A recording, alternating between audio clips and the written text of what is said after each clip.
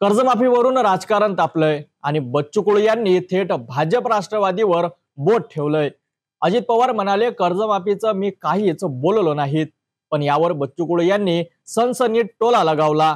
ज्यांनी अजित पवारांना पदावर बसवलं त्यांनीच कर्जमाफीचा शब्द दिला होता म्हणत त्यांनी भाजप राष्ट्रवादीचा बाप कोण असा सवाल उपस्थित केलाय। राज्यातील कर्जमाफीचा मुद्दा पुन्हा एकदा चर्चेचा केंद्रस्थानी आला आहे। अजित पवारांनी केलेल्या वक्तव्यावरनं ज्यात त्यांनी कर्जमाफीचं मी काही बोललो नाहीत असं स्पष्ट केलंय। राजू शेट्टी म्हणतात विधानसभा निवडणुकीच्या वेळी मी दिलं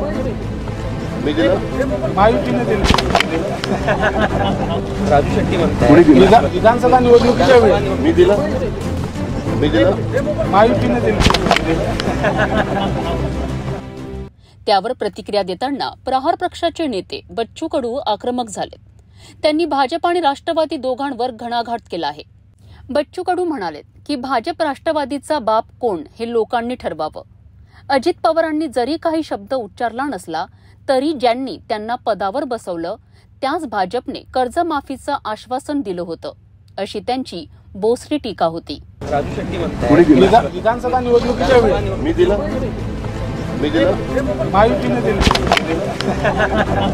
राजू शेट्टी म्हणतात विधानसभा निवडणुकीच्या वेळी मी दिलं महायुतीने दिलं। नाही, आश्वासन तुम्ही जरी दिलं नसतं पण तुम्हाला ज्या खुर्चीवर बसवलं त्यांनी दिलं आहे ना।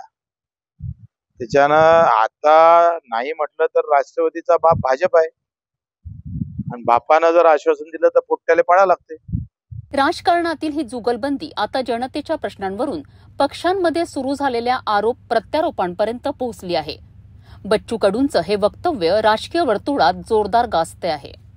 कर्जमाफीवरून वादविवाद, आश्वासनं आणि आता टोलेबाजी, पण शेतकऱ्यांना खरंच दिलासा कधी मिळणार? नेते मंडळींच्या बाणेदार वक्तव्यामुळे मथळे बनतात, पण खरी गरज आहे ती धोरणांची आणि निर्णयाची। आता जनतेचे लक्ष आहेत शब्दावर नव्हे तर कृतीवर।